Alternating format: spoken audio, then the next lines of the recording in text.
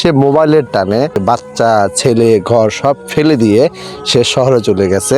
তার touch mobile লাগবেই লাগবে। আসসালামু আলাইকুম। এই যে ছেলেটাকে দেখছেন, ছেলেটার নাম সম্ভবত ফয়সাল। এই ছেলেটা আমার শ্বশুর বাড়ি মানে আমার শ্বশুরের ঘরে তার বাবা কাজ করতেছে। ভিডিও করার উদ্দেশ্য হলো আসলে দুনিয়াতে একজন নেককার স্ত্রীর যে কি মূল্য, যে পায় না সে বুঝে, আর যে পায় সে হয়তো মূল্যায়ন করে না। এই ছেলেটার মা ছেলে বাবাকে বলছিল টাচ মোবাইলের কথা। তো টাচ মোবাইল না দেওয়ার কারণে তার মা তাকে ছেড়ে গার্মেন্টসে চলে গেছে। মানে টাচ মোবাইল না কেনা পর্যন্ত সে বাড়িতে ফিরবে না।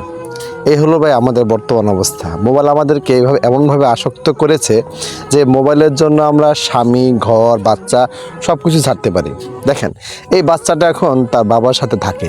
হ্যাঁ, বাবা কাঠ মিস্ত্রি, কাঠের কাজ করে, আর তার সাথে এই বাচ্চাকে নিয়ে যেতে হয়। সে যেখানে যাবে এই বাচ্চাকে সে নিয়ে যাবে। অথচ মা তো সন্তানের প্রতি তার যে মহব্বত, যে ভালোবাসা, যে আদর থাকবে সেটা নাই। সে মোবাইলের টানে, মোবাইল কেনার উদ্দেশ্যে সে বাচ্চা ছেলে ঘর সব ফেলে দিয়ে সে শহরে চলে গেছে।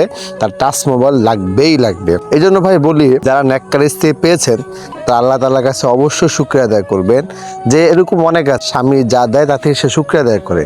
হ্যাঁ, আবার কিছু স্ত্রী আছে যারা স্বামী দিতে না পারলে তার সাথে খারাপ ব্যবহার করে, তাকে তুচ্ছ তাচ্ছিল্য করে। এই জন্য ভাই বিবাহ করার সময় একটু দেখে শুনে বিবাহ করবেন। নেককার স্ত্রী পাওয়া একজন স্বামীর জন্য পৃথিবীর মধ্যে সবচেয়ে বড় নেয়ামত। আল্লাহ তাআলা আমাদেরকে এই সমস্ত মেয়েদের থেকে হেফাজত করুন।